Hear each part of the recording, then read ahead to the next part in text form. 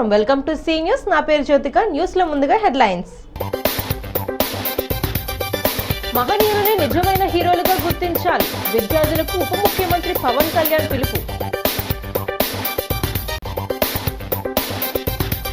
చలివేంద్రాలతో భక్తుల దాహం తీరుతుంది, Rajamahendravaram city MLA Adireddy Srinivas.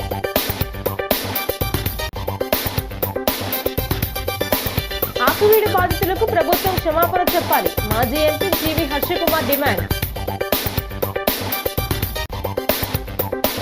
April 14 దళితుల ఐక్యత ర్యాలీకి తరలిరండి, గుబ్బల రాంబాబు అజ్జరపు వాసు పిలుపు.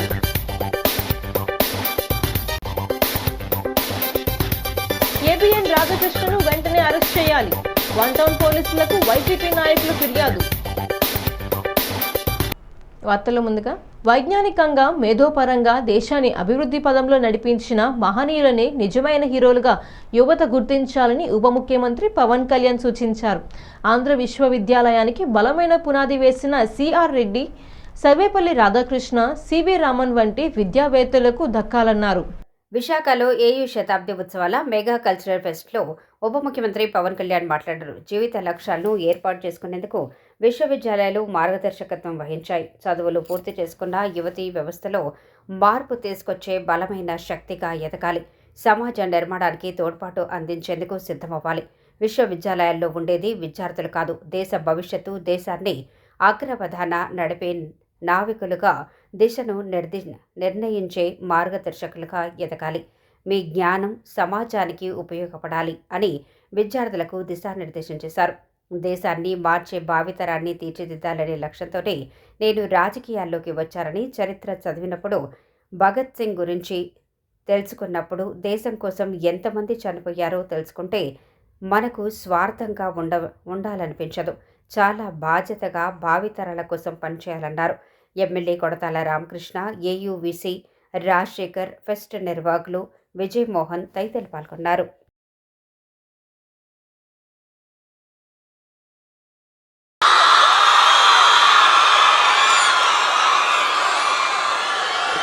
ఇంత మీ ప్రేమ, మీ అభిమానం ఒకళ్ళు కోరుకుంటే రావి. నన్ను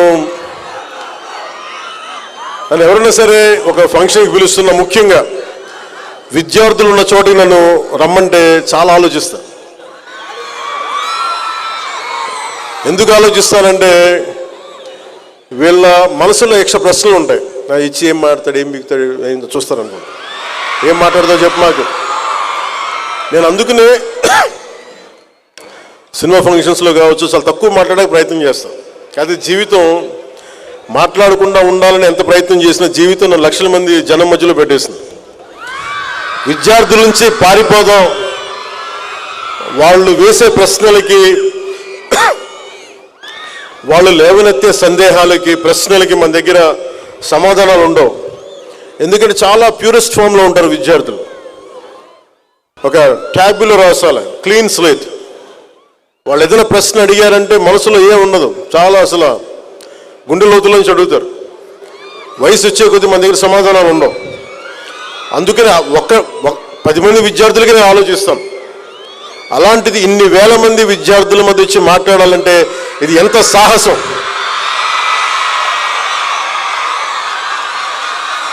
ఒక అరాచక ప్రభుత్వాన్ని ఎదుర్కోవడం కంటే కూడా చాలా సాహసం.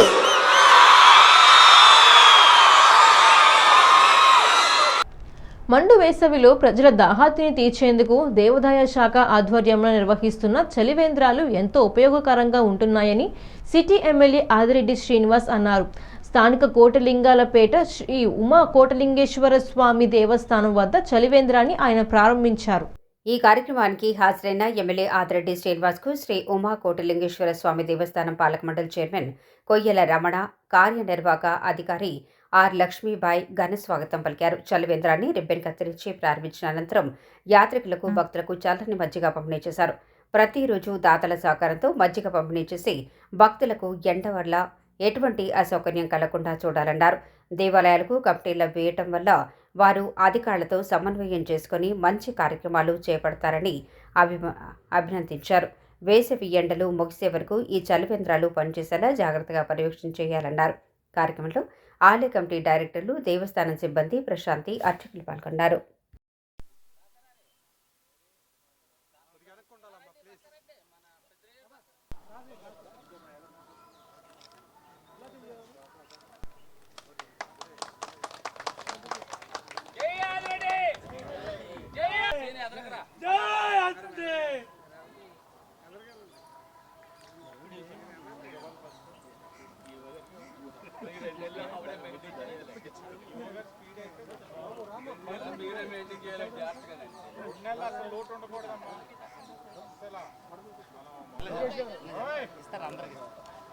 మంగళగిరి అంటే మేము చాలా జాగ్రత్తగా చూసుకోవాలి.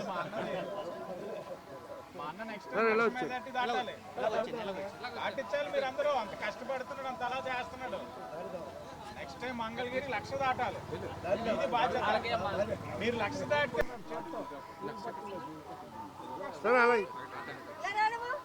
ఎక్కిన తర్వాత ఆ స్థాయిలో ఉన్న వ్యక్తులు నియోజకవర్గం మీద కాస్త అంత చిన్న చూపు ఉంటుంది. కానీ ఎక్కిన తర్వాత అంత ముందు మీద ఇంకా దృష్టి ఎక్కువ పెడుతున్నాడు అన్న. ఇంకో క్లాస్. ఓకే అన్న, థ్యాంక్ యూ. మంగళగిరి కలిసాం.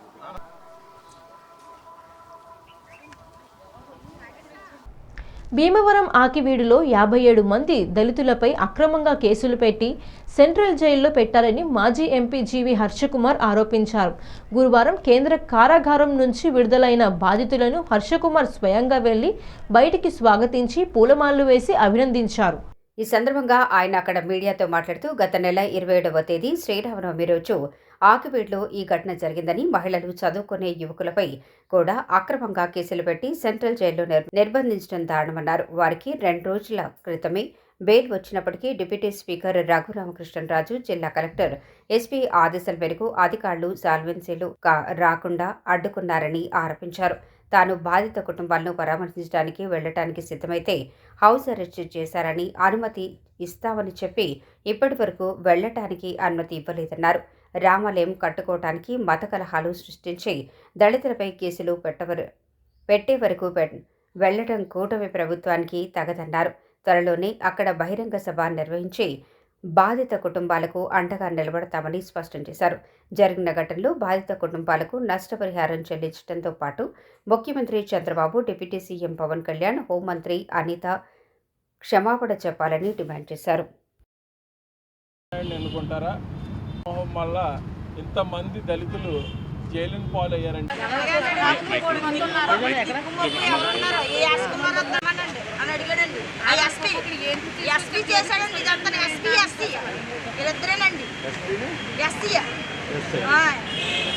మమ్మల్ని తీసుకొచ్చి మా మాటలు చెప్పి సంతకాలు పెడతారని తీసుకొచ్చి లాగేసుకుని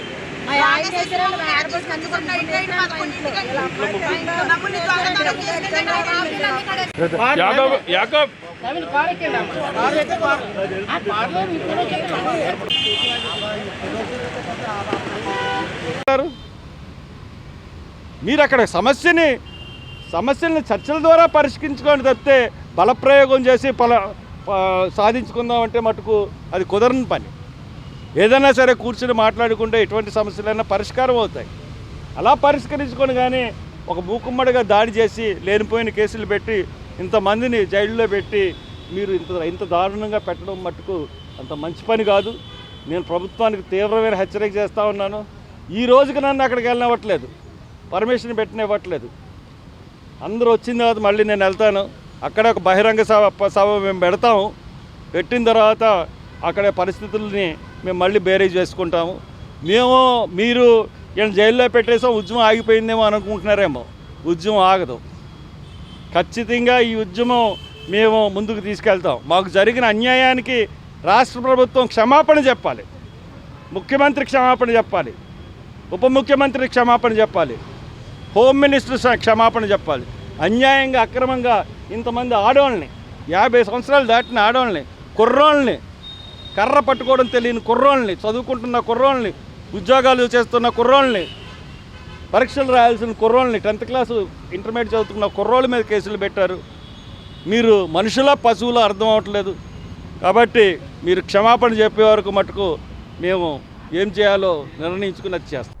ఎస్సీ ఎస్టీ మైనార్టీల ఐక్య వేదిక అంబేద్కర్ సేవా కేంద్రం సంయుక్త నిర్వహణలో ప్రపంచ మేధావి రాజ్యాంగ నిర్మాత భారతరత్న డాక్టర్ బిఆర్ అంబేద్కర్ జయంతిని పురస్కరించుకొని ఈ నెల 14వ తేదీన దళితుల ఐక్యత ర్యాలీగా నిర్వహించడానికి నిర్ణయం తీసుకున్నారు.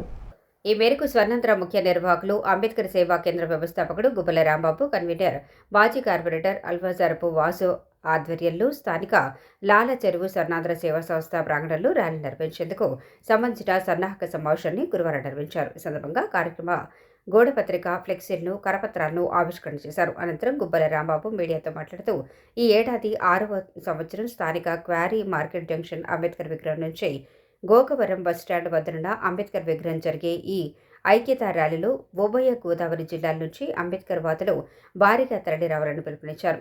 ఏప్రిల్ 14వ తేదీన అంబేద్కర్ జయంతి సందర్భంగా మద్య నిషేధ దినోత్సవంగా ప్రకటించాలని ప్రభుత్వాన్ని కోరారు. అజ్జారపు వాసు మాట్లాడుతూ 14వ తేదీ మంగళవారం ఉదయం దళితపేటలో అంబేద్కర్ జయంతి కార్యక్రమాలు విజయవంతంగా నిర్వహించుకొని మధ్యాహ్నం 3 గంటలకు నగరంలో జరిగే ర్యాలీకి హాజరు కావాలని విజ్ఞప్తి చేశారు. వివిధ సంఘాల నాయకులు దువ్వాడ రాజా, ఆరి రాము, మామిడి శ్రీనివాసరావు, పూలవల్లి సురేష్, గారా త్రినాథ్, చెక్క నవీన్, తోడెట్టి రాజా, తోడెట్టి రాహుల్, కొమ్మారపు సురేష్, సందీప్, జయరాజ్ తదితరులు పాల్గొన్నారు.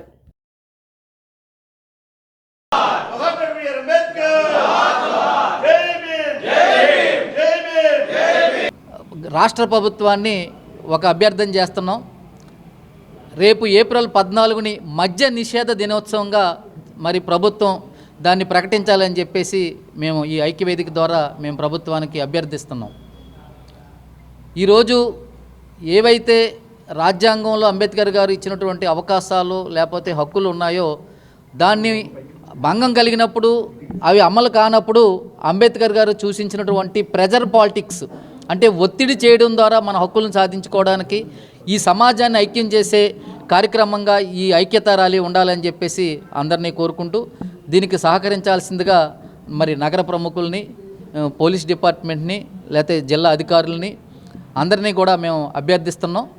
అంబేద్కర్ గారు విశ్వ మేధావి, ఈ దేశానికి విశేష సేవలు అందించినటువంటి భారతరత్న అంబేద్కర్ గారి జయంతిని ప్రభుత్వంతో పాటు అన్ని ప్రభుత్వ కార్యాలయాలు, కళాశాలలో, ప్రైవేటు ప్రభుత్వ పాఠశాలలో, కళాశాలలో ఖచ్చితంగా దీన్ని అమలు చేసేలాగా రోజు ఆయన జయంతి సందర్భంగా ప్రత్యేక సమావేశాలు, ప్రత్యేక కార్యక్రమాలు పెద్ద ఎత్తున చేసేలాగా కూడా ప్రభుత్వం దీని మీద ఒక దిశానిర్దేశం చేయాలని చెప్పేసి కూడా మేము ఈ సందర్భంగా ప్రభుత్వానికి అభ్యర్థిస్తున్నామని తెలియజేస్తూ ఈ నెల 14వ తారీఖు మంగళవారం అంబేద్కర్ డాక్టర్ బిఆర్ అంబేద్కర్ జయంతి సందర్భంగా మేము ఆ రోజు ప్రతి సంవత్సరం, ఇది 6వ సంవత్సరం, ఒక ర్యాలీని పిలుపునిచ్చాం.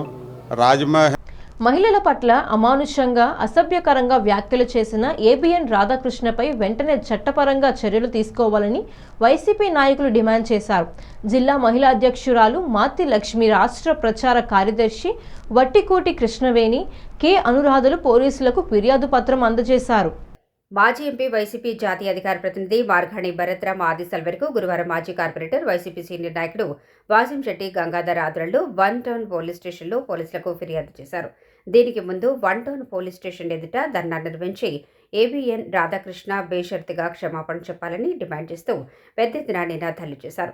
అనంతరం వాసింశెట్టి మీడియాతో మాట్లాడుతూ పోలీసులు ఏబిఎన్ రాధాకృష్ణపై కేసు పెట్టకపోతే కోర్టుకు వెళ్లి పోరాటం చేస్తామని స్పష్టం చేశారు. ఆయన ఇప్పటికైనా నోరు అదుపులో పెట్టుకుని మాట్లాడాలన్నారు. మారుతి లక్ష్మి మాట్లాడుతూ వైఎస్ఆర్ కాంగ్రెస్ పార్టీలో ఉండే వారి భార్యల పట్ల వ్యాఖ్యలు చేసిన రాధాకృష్ణ బయటికి వచ్చి తప్పయిందని బహిరంగంగా ఒప్పుకొని చెంపలేసుకోవాలని డిమాండ్ చేశారు. వైసీపీ నాయకులు బిల్డర్ చిన్న, కాటం రజనీకాంత్, మారుతి నాగేశ్వరరావు, సపా ఆదినారాయణ, డి గౌరీశంకర్, మచ్చి అప్పారావు, మార్గాణి సురేష్, రొక్కం త్రినాథ్ గౌస్, అందనాపల్లి సత్యనారాయణ, దూర్వాసుల సత్యనారాయణ, పొదిలాపు నాగేంద్ర, దూలం ప్రసాద్, కటకం చిన్న, తిరగటి దుర్గా తదితరులు పాల్గొన్నారు.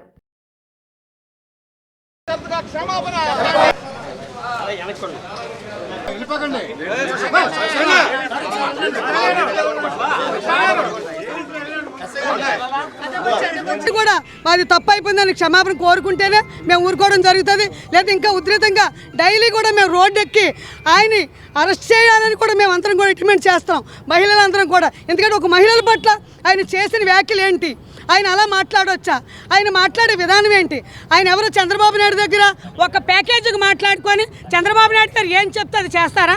ఒక పవన్ కళ్యాణ్ నేను మహిళల్ని ఏమైనా అంటే ఖండిస్తానన్నాడు. పవన్ కళ్యాణ్ ఎక్కడికి వెళ్ళిపోయాడండి, లోకేష్ ఎక్కడికి వెళ్ళిపోయాడు?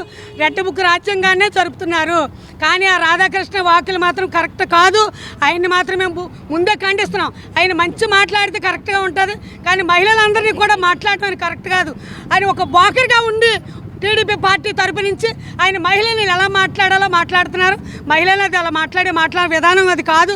మహిళలందరికీ కూడా సమర్పణ చెప్పాలి, ఆయన ముందుకు వచ్చాలి, తల ఉంచి మహిళలందరినీ తప్పు అయిపోయిందమ్మా, మేమందరం కూడా తప్పు అయిందని క్షమాపణ చెప్తే మేమందరం ఊరుకుంటా, లేదంటే ఇంకా ఉధృతంగా చేస్తామని. ఆడవారిలోనూ తర్వాత పార్టీ వర్గాల్లోనూ చాలా అలజడి రేకెత్తించినటువంటి విషయం. అందువల్ల ఆయన బేషరతుగా రాష్ట్ర మహిళలకు అందరికీ కూడా క్షమాపణ చెప్పాలి. పైగా పార్టీలో ఉన్నటువంటి మహిళలకి క్షమాపణ చెప్పాలి, పార్టీలో ఉన్నటువంటి నాయకులందరికీ కూడా క్షమాపణ చెప్పాల్సినటువంటి అవసరం అయితే ఉంది.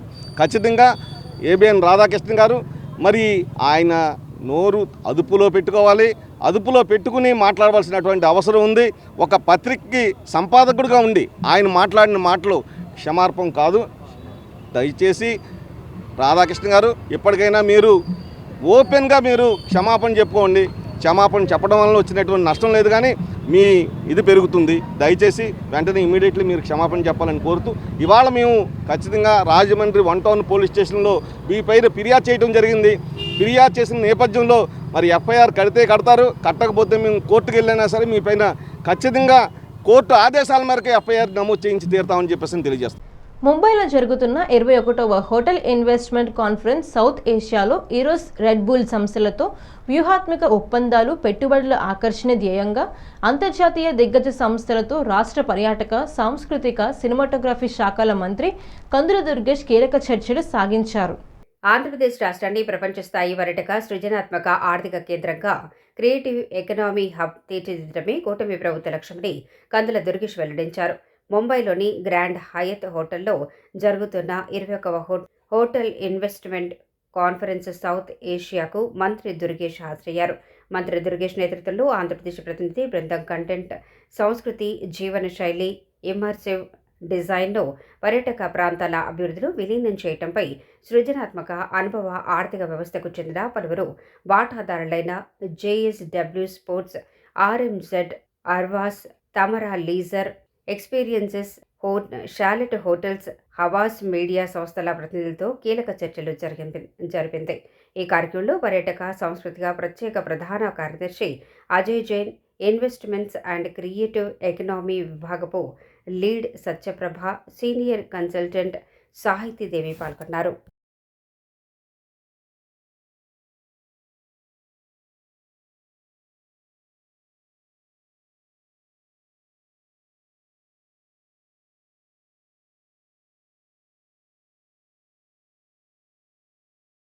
which is of course the traditional TVCs, all of that we'll create. But cinema plays a huge role. There's a part of the technology aspect of it, the ease of doing business. There's a whole travel ecosystem. There's so much that the state has to offer, and we want that communication in different formats to focus on that, to basically come back to that.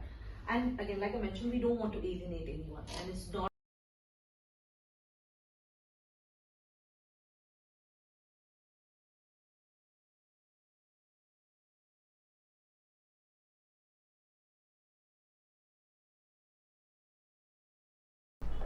Shri పందిరి మహాదేవుడు కోటిలింగాల సత్రం ఆధ్వర్యంలో స్థానిక కోటిలింగాలపేటలో ఏర్పాటు చేసిన చలివేంద్రాన్ని Rajamahendravaram city MLA Adireddy Srinivas ప్రారంభించారు. వేద విద్యార్థులకు, బాటసారులకు, భక్తులకు చల్లని మజ్జిగ పంపిణీ చేశారు. ఈ కార్యక్రమానికి హాజరైన ఎమ్మెల్యే ఆదిరెడ్డి శ్రీనివాస్కు మందిర మహాదేవుడు కోటిలింగాల సత్రం committee chairman Reddy Maneswararao, assistant commissioner కార్యనిర్వాహకాధికారి పెర్మస విశ్వనాథరాజు, డైరెక్టర్లు ఘనంగా స్వాగతం పలికారు. ముందుగా వేద పాఠశాల విద్యార్థులు ఎమ్మెల్యే ఆదిరెడ్డి తదితరులకు వేదాశీర్వచనంగా గావించారు. అనంతరం చలివేంద్రాన్ని రిబ్బన్ కత్తిరించి ప్రారంభించి చల్లని మజ్జిగ పంపిణీ చేశారు. వేసవి వెంటలను దృష్టిలో పెట్టుకుని ప్రతిరోజు మజ్జిగ పంపిణీ చేసేందుకు చర్యలు తీసుకోవాలని సూచించారు. గోదావరి వద్ద పలు కార్యక్రమాల నిర్వహణ నిమిత్తం వచ్చే భక్తులకు, ఆలయాలకు వచ్చే యాత్రికులకు ఈ చలివేంద్రం ఎంతో ఉపయుక్తంగా ఉంటుందని తెలిపారు. కార్యక్రమంలో కమిటీ డైరెక్టర్లు తుళ్లి పద్మ, యందం ఇందిర, యామల లక్ష్మి, సలాది ఆనంద్, గంటా పార్వతి తదితరులు పాల్గొన్నారు.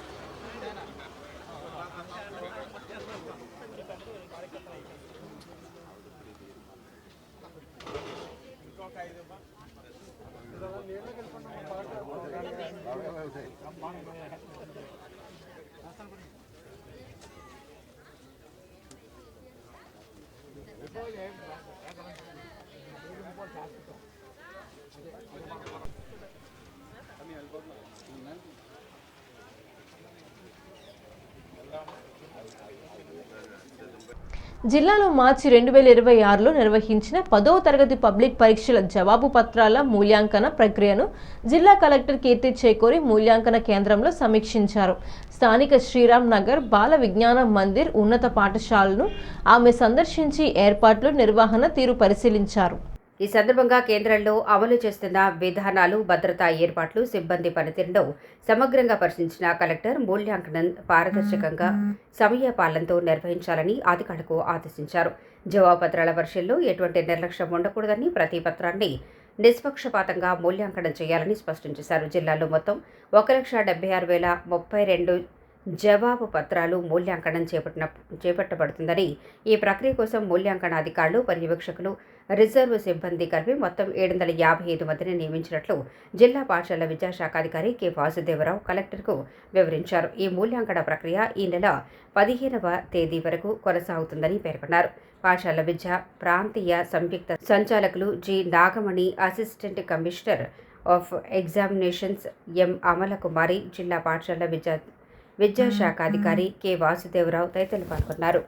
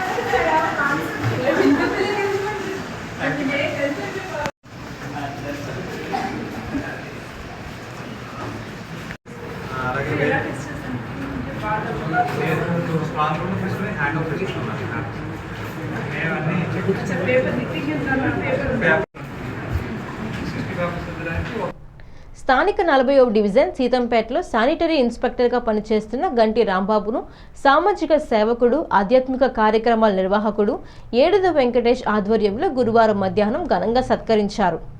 స్థానిక సీతంపేట సచివాలయం ఆవరణలో ఉన్న శానిటరీ ఇన్స్పెక్టర్ కార్యాలయంలో జరిగిన ఈ కార్యక్రమంలో ఏడుద వెంకటేష్తో పాటు TDP cluster incharge Boddiga Ravi, UPHC chairman Boddiga Gopalakrishna, Malliyapeta Vasavi club అధ్యక్షుడు గార్లపాటి సూర్యనారాయణ, బీజేపీ నాయకుడు నందివాడ సత్యనారాయణ, స్థానిక పెద్దలు ఆయనకు దుశ్శాలువాలు జ్ఞాపికతో ఘన సత్కారం చేశారు. వారు మాట్లాడుతూ ఆయన 40వ డివిజన్లో శానిటరీ ఇన్స్పెక్టర్గా విధుల్లో చేరి 4 నెలలే అయినప్పటికీ ఎవరు ఏ సమస్యలు ఆయన దృష్టికి తీసుకుని వచ్చినా ఎల్లప్పుడూ అందుబాటులో ఉంటూ పరిష్కారానికి కృషి చేస్తారని ప్రశంసించారు. డివిజన్లో పారిశుధ్య నిర్వహణ విషయంలో అందరి సహకారంతో బాగా పనిచేస్తున్నారని అభినందించారు. సత్కారం పొందిన గంటి రాంబాబు మాట్లాడుతూ ఈ సత్కారం పొందడం తనకు మరింత బాధ్యతను పెంచిందని, పారిశుధ్య కార్మికుల కృషితోనే తాను ఈ విధమైన సత్కారం పొందగలిగానని తెలిపారు. స్థానిక పెద్దలు ఏరుబండి బాబులు, దేవిన సోమశేఖర్, బొంతు నాగముత్యం, దుర్గా ప్రసాద్, గొల్లపూడి విశ్వేశ్వరరావు, సచివాలయం సిబ్బంది, శానిటరీ కార్మికులు పాల్గొన్నారు.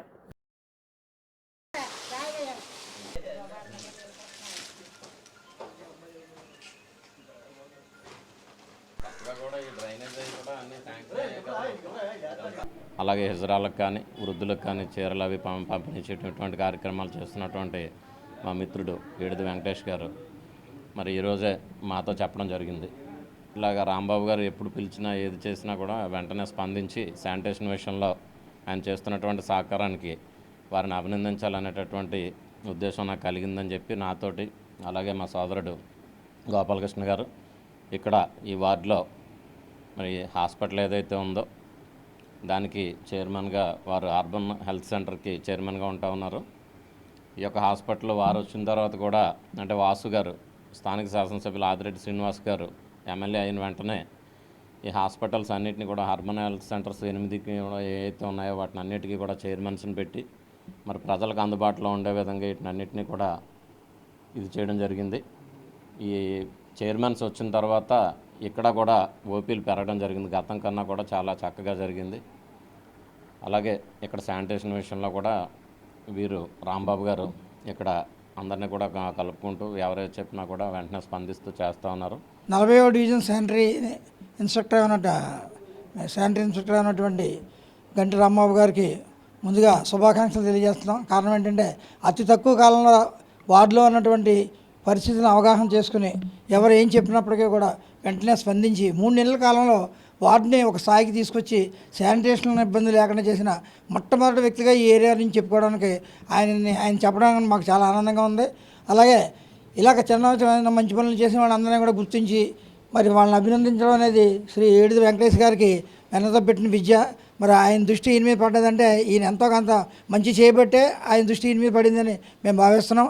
అలాగే మరి రాంబాబు గారు కూడా ఇదే వరవటిని కొనసాగించి మిమ్మల్ని ఆదర్శంగా తీసుకుని మీ వర్కర్స్ కానీ మీ ఇన్స్ట్రక్టర్ మీ మేస్త్రులు కానీ వార్డులో ఎక్కడ ఇబ్బంది వచ్చినా వెంటనే స్పందించి మరింత మంచి పేరు తేవాలని ముందు ఇంకా ఇలాంటి మంచి అవార్డులు అందుకుని మంచి ప్రశంసలు అందుకుని ఎక్కడైతే మీరు పనిచేశారో అక్కడే మున్సిపల్ హెల్త్ ఆఫీసర్గా వచ్చే అవకాశాలు కూడా మీలాంటి వాళ్ళకి ఉండాలని నా భగవంతుని కోరుతూ మొదటగా నా సేవను గుర్తించి ఇదంతా చేస్తున్నటువంటి ప్రతి ఒక్కరికి కూడా నాకు ప్రత్యేక ధన్యవాదాలు. దాంట్లో భాగంగా మొదటగా మన బుడ్డిగిరావు గారు, అలాగే మన వెంకటేష్ గారు, మన గోపాలకృష్ణ గారు, నాకు ప్రత్యేక ధన్యవాదాలండి.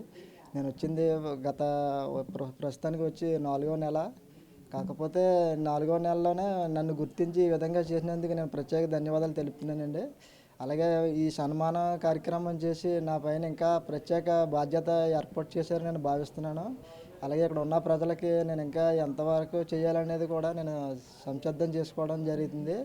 అలాగే ఇదంతా చేయడానికి ముందు కార్మికులే కాబట్టి కార్మికులు కూడా నా ప్రత్యేక ధన్యవాదాలు తెలుపుతున్నానండి. ఎందుకంటే ఆయన వచ్చిన అతి తక్కువ కాలంలో వార్డును గుర్తించి ఎవరు ఏ విషయం చెప్పినా ఆయన పెద్ద ఇదిగా తీసుకోకుండా అందరిని మంచిగా తీసుకుని ఒక దృష్టిలో పెట్టుకుని వార్డు ఎక్కడైతే ఏ ప్రాబ్లంలో ఉందో అన్నీ కూడా ఆయన ప్రతి మూల నుంచి లాక్కొచ్చి 4 నెలల్లో ఈ వార్డుని చేయడం అనేది విషయం చాలా ఇది చిన్న విషయం కాదు. ఇప్పుడు వచ్చి చాలామంది వచ్చి వెళ్ళారు కానీ ఇంత ఇదిగా ఏం చేసినంత ఇదిగా మనకెవరు కనిపించలేదు. బులెటిన్ ముగించే ముందు హెడ్లైన్స్ మరోసారి. మహనీయులని నిజమైన హీరోలుగా గుర్తించాలి, విద్యార్థులకు ఉప ముఖ్యమంత్రి పవన్ కళ్యాణ్ పిలుపు. చలివేంద్రాలతో భక్తుల దాహం తీరుతుంది, Rajamahendravaram city MLA Adireddy Srinivas.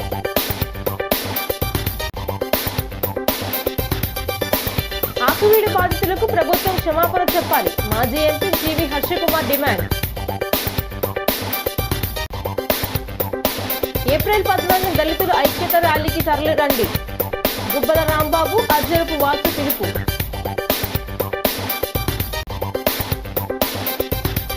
ABN రాధాకృష్ణను వెంటనే అరెస్ట్ చేయాలి, 1 టౌన్ పోలీసులకు వైసీపీ నాయకులు ఫిర్యాదు. ఈ వార్తలంతటితో సమాప్తం. నమస్కారం.